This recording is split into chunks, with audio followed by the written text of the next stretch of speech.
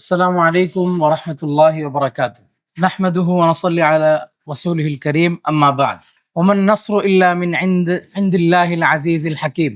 উপস্থিত সুধীবৃন্দ, প্রিয় সহযোদ্ধাগণ ও মানবিক বাংলাদেশের লড়াকু কারিগরগণ, আজ 27 জুন 2026 তারিখের ধানমন্ডির এই সভাকক্ষে আমরা যারা একত্রিত হয়েছি, আমরা কি ওখানে প্রথাগত কোনো বার্ষিক সাধারণ সভার আনুষ্ঠানিকতা পালন করতে আসিনি। আমরা এখানে কোনো মৃদু প্রতিবাদ জানাতে বা গুটি কয়েক সুযোগ সুবিধার জন্য সরকারের কাছে ভিক্ষা করতেও আসিনি। আজ আমরা এখানে একত্রিত হয়েছি একটি ঐতিহাসিক সত্যকে স্বীকার করতে এবং একটি অনিবার্য যুদ্ধের মুখোমুখি হতে। সত্যটি হলো, বিশ্বজুড়ে এবং আমাদের এই প্রিয় বাংলাদেশে মানবতার সেবাকে আজ খাঁচায় বন্দী করে রাখা হয়েছে। আর এই যুদ্ধটি হলো সে খাঁচার লোহার সরকাগুলোকে ভেঙে গুঁড়ে করে দিয়ে মানবিক কার্যক্রমের পরম মুক্তি নিশ্চিত করা। আমরা আজ এমন এক সময় বসে আছি যখন পুরো পৃথিবী এক অভূতপূর্ব ভূরাজনৈতিক পরিবর্তনের মধ্য দিয়ে যাচ্ছে। 1945 সালের পর থেকে যে বিশ্ব ব্যবস্থা গড়ে উঠেছিল, যা মুখে মানবাধিকারের বুলি আওড়ায়, কিন্তু কাজ বেছে বেছে ব্লকেড বা অবরোধ, একতরফা নিষেধাজ্ঞা আর আর্থিক অবরুদ্ধকরণকে রাজনৈতিক হাতিয়ার হিসাবে ব্যবহার করে। আর সেই জীর্ণ ব্যবস্থার বলি হচ্ছে কারা? বলি হচ্ছে আফ্রিকার ক্ষুধার্ত সেই শিশুরা, সিরিয়ার ভূমিকম্প, ভেনেজুয়েলার ভূমিকম্পে ধ্বংসস্তূপের নিচে চাপা পড়া সাধারণ মানুষ, ফিলিস্তিনের বোমাবিদ্ধ আহত বেসামরিক জনগোষ্ঠী এবং বাংলাদেশের প্রত্যন্ত চরাঞ্চলের বন্যা কবলিত অসহায় মানুষ। সেই পুরনো ব্যবস্থার পতনের পিছনে একটি মারাত্মক নৈতিক অপরাধ কাজ করে। অপরাধটি হলো এটি নিজের তৈরি করা আইন কানুন, যে কোনো দেশ বা যে কোনো আমলাতান্ত্রিক ব্যবস্থাপনা সেটিকে তৈরি করেছে।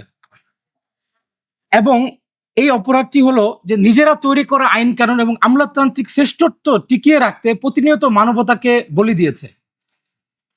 দশকের পর দশক ধরে বিশ্ববাসী দেখেছে কিভাবে কিছু স্বেচ্ছাচারী আইনি কাঠামো আর ব্যাংকিং নিয়মের দোহাই দিয়ে জীবন রক্ষাকারী অর্থ আটকে দেওয়া হয়েছে, সাহায্য সামগ্রী বন্দরে পচানো হয়েছে।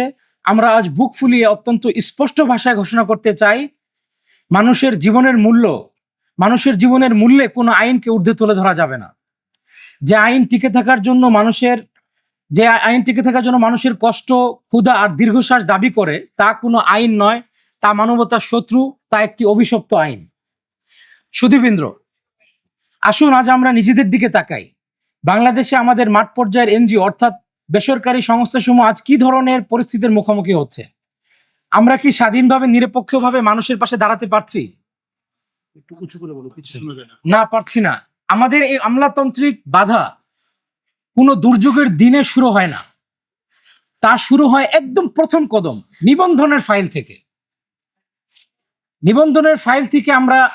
আমরা আজকে থেকে এই দাবি জানাচ্ছি যে এই লাল ফিতার দৌরাত্ম বন্ধ করে মানবিক কাজের নিবন্ধনকে মাত্র 72 ঘন্টার একটি সিঙ্গেল উইন্ডোতে নিয়ে আসা দরকার। অর্থাৎ একক উইন্ডো বিশিষ্ট ওয়ান স্টপ সেবার আওতায় নিয়ে আসতে হবে। মানুষের জীবন বাঁচানোর কাজে কোনো বিলম্ব সহ্য করা হবে না। আজ একজন মানবিক কর্মীকে সন্দেহের চোখে দেখা হয়। সীমান্ত পারাপার বা দুর্যোগ এলাকায় কাজ করতে গেলে তাকে অপরাধীর মতো জিজ্ঞাসাবাদ করা হয়। এনজিও বিষয়ক ব্যুরোর আমলাতান্ত্রিক লাল ফিতার দৌরাত্মে একটি জরুরি প্রকল্পের অনুমোদন পেতে পেতে দুর্যোগের পানি নেমে যায়, মানুষ অনাহারে মারা যায়। কাস্টমসের দীর্ঘসূত্রিতার কারণে বন্দরে জীবন রক্ষাকারী চিকিৎসা সরঞ্জাম আর জরুরি পুষ্টি খাদ্য মাসের পর মাস অবরুদ্ধ হয়ে পড়ে থাকে। আর সবচেয়ে বড় আঘাতটি আসছে আমাদের আর্থিক মেরুদণ্ডে। সন্ত্রাস বিরোধী আইন আর মানি লন্ডারিং অর্থাৎ অর্থ পাচার প্রতিরোধের দোহাই দিয়ে ব্যাংকগুলো আজ এক নির্মম খেলায় মেতে উঠেছে। আর ব্যাংকগুলোর অতিরিক্ত কমপ্লায়েন্স এবং বৈশ্বিক FATF অর্থাৎ ফিনান্সিয়াল অ্যাকশন টাস্ক ফোর্স, আমরা অনেকেই জানি যারা বিদেশে কাজ করি বা INGO বা কাজ করি, একটা অর্গানাইজেশন আছে FATF, যাদের কাজ হচ্ছে ওয়ার্ল্ডে ট্রান্সফার্ড হিউম্যানিটেরিয়ান হোক বা এই রিলেটেড যত ধরনের ট্রান্সফার হয় বা যত ধরনের কন্ট্রিবিউশন হয়, এগুলার ট্র্যাকিং করা, এগুলার ব্যবহার, এগুলার ফান্ড কোত্থেকে আসছে, কিভাবে এক্সপেন্ড হচ্ছে, সবকিছু তারা ট্র্যাক রাখে। FATF নির্মম মেলায় হচ্ছে ব্যাংকগুলোর অতিরিক্ত কমপ্লায়েন্স এবং বৈশ্বিক FATF অর্থাৎ স্থানীয় এনজিওগুলোর বৈধ অনুদান, রেমিটেন্স এবং ত্রাণ কার্যক্রমের তহবিলে দিনের পর দিন আটকে রাখা হচ্ছে। তহবিলগুলোকে, আমাদের পেমেন্টগুলো কোনো সুনির্দিষ্ট আইনি কারণ ছাড়াই হিমায়িত জব্দ করা হচ্ছে। আর সবচেয়ে বড় নৈতিক বিপর্যয় কোথায়? আজ একজন মানবিক কর্মী যখন সমস্ত ক্লিয়ারেন্স বা ছাড়পত্র দেখায়, সমস্ত প্রমাণ দেয় যে সে নির্দোষ, তারপরেও রাষ্ট্র বা ব্যাংক তাকে চোর বা অপরাধীর মতো সন্দেহের চোখে দেখে। এই ঘৃণ দৃষ্টিভঙ্গি আমাদেরকে শিকড় থেকে উপড়ে ফেলতে হবে, দৃষ্টিগুলোকে আমাদের শিকড় থেকে উপড়ে ফেলতে হবে। আমাদের পরম দাবি, যার কাছে বৈধ HCC অর্থাৎ হিউম্যানিটেরিয়ান ক্লিয়ারেন্স সার্টিফিকেট বা মানবিক ছাড়পত্র সার্টিফিকেট থাকবে, তাকে দেখার সাথে সাথে সম্পূর্ণ নির্দোষ ও অনুমোদিত ঘোষণা করতে হবে। যতক্ষণ না কেউ আদালতে অপরাধী প্রমাণিত হচ্ছে, ততক্ষণ তার কোনো তহবিল, কোনো পণ্য বা কোনো কার্যক্রমকে স্পর্শ বা হিমায়িত ও জব্দ করার অধিকার কারো থাকবে না। আমাদের অ্যাকাউন্টগুলো যখন অন্যায়ভাবে হিমায়িত ও জব্দ করা হয়, তখন কিন্তু কেবল একটি ব্যাংক হিসাবে বন্ধ হয় না, বন্ধ হয়ে যায় হাজারো শিশুর প্রতিদিনের পুষ্টিকর খাবার, পঙ্গু হয়ে যায় লাখো মানুষের বাঁচার স্বপ্ন। মানুষের জীবন বাঁচানোর যে অর্থ কোটি কোটি প্রবাসী বা দাতা সংস্থা পাঠাচ্ছেন, তাকে কোন সাহসে ব্যাংকগুলো সন্দেহভাজন তকমা দিয়ে অন্যায়ভাবে হিমায়িত জব্দ করে? আমরা আজ পরিষ্কার করে বলতে চাই, নিরাপত্তার অজুহাত দেখিয়ে মানুষের জীবনের অধিকার কেড়ে নেওয়ার একটি আন্তর্জাতিক অপরাধ। কোনো ব্যাংক বা নিয়ন্ত্রক সংস্থার এই অধিকার নেই যে তারা আমাদের বৈধ মানবিক তহবিল অবৈধভাবে হিমায়িত জব্দ করে রাখবে। আর এই অন্যায় অবরুদ্ধকরণের বিরুদ্ধে বিচ্ছিন্নভাবে লড়াই করার দিন আজ শেষ। এই সংকট মোকাবেলার একমাত্র পথ হলো ঐক্য, আর সেই ঐক্যর নামই হলো Bangladesh association of humanitarian organisation. আজকের ওই ঐতিহাসিক প্রস্তুতিমূলক সম্মেলন থেকেই বাহ এর আনুষ্ঠানিক যাত্রা শুরু হচ্ছে। আমরা বাংলাদেশের সমস্ত জাতীয়, স্থানীয় এবং তৃণমূল পর্যায়ে মানবিক সংস্থাসমূহ আজ এই ধানমন্ডির মাটিতে দাঁড়িয়ে শপথ নিচ্ছি যে আমরা আর একা নই, আমরা আজ একটি অবিভাজ্য লৌহ মানব প্রাচীর গঠন করলাম। বাহ কোনো কাগজে সংগঠন নয়, এটি আমাদের আইনি, লজিস্টিক্স এবং আর্থিক আত্মরক্ষার ঢাল। যদি আজ টেকনাফের একটি ছোট এনজিওর অ্যাকাউন্ট ব্যাংক অন্যায়ভাবে হিমায়িত জব্দ করে, তবে বাহ এর পুরো নেটওয়ার্ক তার পাশে এসে দাঁড়াবে। একটি সংস্থার উপর আক্রমণ মানে আমাদের সবার উপর আক্রমণ। আমরা কেন আগামীকালের প্রেস ব্রিফিং বা একটি প্রেস ব্রিফিং আমরা যখন প্রেজেন্ট করব, সংবাদ সম্মেলন করব, তখন ঢাকা ঘোষণা 2026 নামে আমরা একটা প্রস্তাব আমরা খসড়া করছি।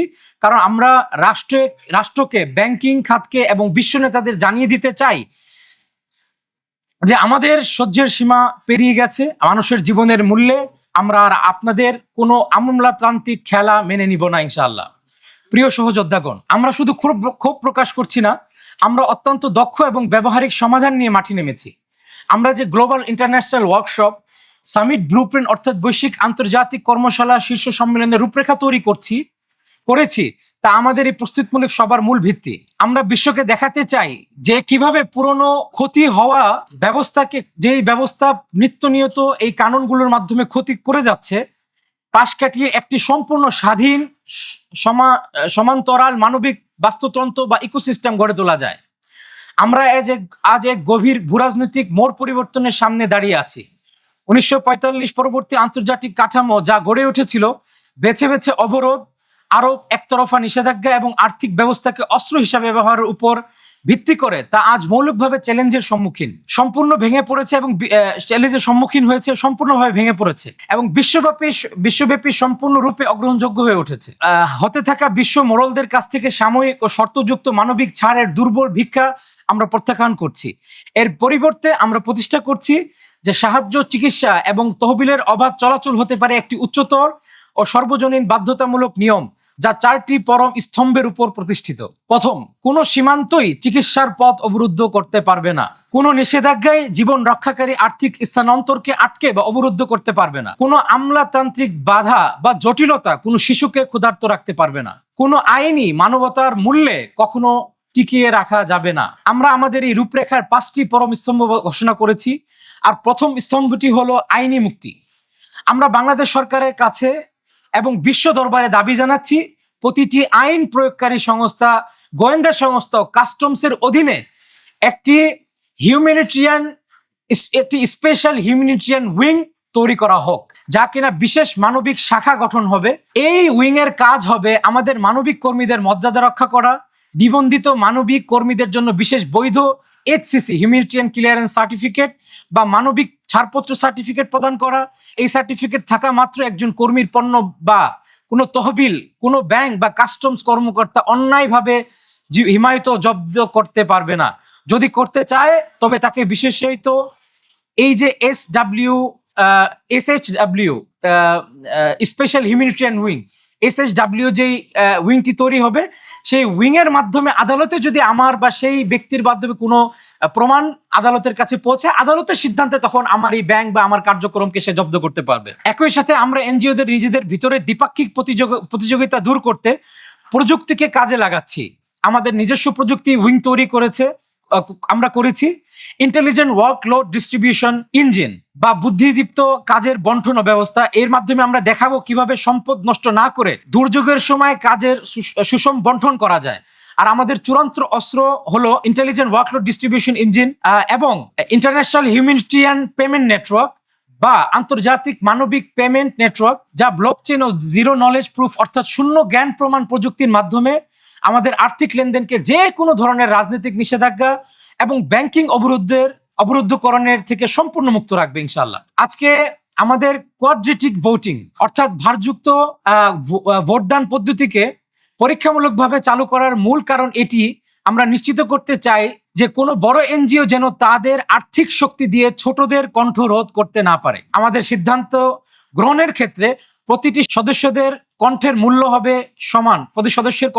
হবে সমান, যা গাণিতিকভাবে নির্ধারিত হবে ইনশাআল্লাহ, যেখানে কোনো একক শক্তির আধিপত্য বিস্তারের সুযোগ থাকবে না। এটি আমাদের প্রকৃত গণতান্ত্রিক ও মানবিক শাসন কাঠামো হবে। সুধীবৃন্দ, ইতিহাস আমাদের অত্যন্ত নিষ্ঠুর শিক্ষা দেয়। আজ থেকে 100 বছরেরও বেশি সময় আগে 1915 সালে RMS লুসিটানিয়া একটা মারাত্মক দুর্ঘটনা ঘটিয়েছিল, যা কিনা একটি জাহাজকে ডুবিয়ে, একটি মানবিক এইড ক্যারি করা এক জাহাজকে ডুবিয়ে দিয়েছিল ব্রিটিশরা। লুসিটানিয়া জাহাজ ডুবিয়ে দেওয়ার পিছনে মূলত কাজ করেছিল নৌভিত্তিক ব্রিটিশ সাম্রাজ্যের অর্থনৈতিক অবরোধ ও শ্বাসরুদ্ধ করার কৌশল।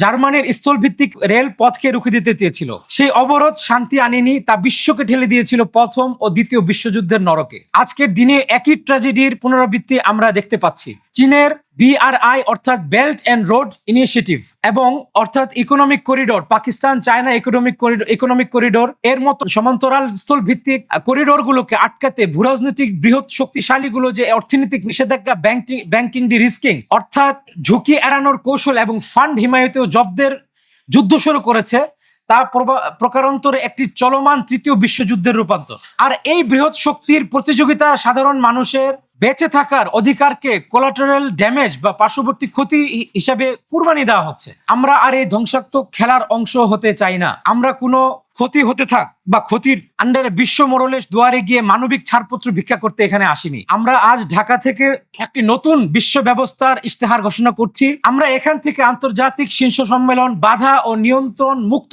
অবাধ মানবতার শীর্ষ সম্মেলন, আইন ও সীমান্তের ঊর্ধ্বে মানবিকতার মুক্তি আহ্বান করছি। বাংলাদেশ থেকেই বিশ্ববাসী শুনবে সেই অমোঘ সত্য, আইন মানবতার সেবায় নিয়োজিত হবে। কখনোই মানবতার মূল্যে আইনকে ঊর্ধ্বে তোলা ধরা হবে না ইনশাআল্লাহ। আমার প্রিয় ভাই ও বোনেরা, আগামীকালকে দিনটি বা আগামীর যে ভবিষ্যৎ আমাদের জন্য একটি পরীক্ষা। আগামীর সেই দিন যখন আমরা জাতীয় গণমাধ্যমের সামনে দাঁড়াবো, যখন আমরা ঢাকা ঘোষণা 2026 পাঠ করব, তখন আমাদের কণ্ঠ যেন এতটুকু না কাঁপে, আমরা যেন অত্যন্ত সাহসের সাথে বলতে পারি যে মানুষের জীবনের বিনিময়ে আমরা কোনো আইন মানি না। যে আইন মানুষের মুখ থেকে খাবার কেড়ে নেয়, যে আইন হাসপাতালের ওষুধের বাক্স বন্দরে আটকে রাখে, যে আইন ব্যাংক অ্যাকাউন্টকে অন্যায়ভাবে হিমায়িত জব্দ করে রাখে, তা কোনো আইন নয়, তা মানবতার শত্রু, তা অভিশপ্ত আইন। আসুন আমরা আমাদের ভিতরের সমস্ত দ্বিধাদ্বন্দ্ব ভুলে কাঁধে কাঁধ মিলাই আসুন আমরা গড়ি এক নতুন সমান্তরাল মানবিক বাস্তুতন্ত্র, যেখানে কোনো সীমান্ত চিকিৎসার পথ অবরুদ্ধ করতে পারবে না, কোনো নিষেধাজ্ঞা জীবন রক্ষাকারী তহবিল আটকে রাখতে পারবে না, এবং কোনো আমলাতন্ত্র জটিলতা কোনো শিশুকে ক্ষুধার্ত রাখতে পারবে না ইনশাআল্লাহ। আমরা আজ সম্মিলিতভাবে ঘোষণা করছি, আইন মানবতার সেবায় কখনোই মানবতার মূল্যে নয়। মানবিক কার্যক্রমের মুক্তি হবে ইনশাআল্লাহ। আল্লাহু গালিবুন আলা আমরিহি ওয়া সালামুন আলাল মুরসালিন আলহামদুলিল্লাহি রাব্বিল আলামিন। মানবতার সেবায় একত্রে কাজ করি, গড়ি সুন্দর আগামীর বাংলাদেশ। জাযাকুমুল্লাহ খায়র। التعليم، التزكية، الخدمة، المركز الإسلامي للأعمال الخيرية.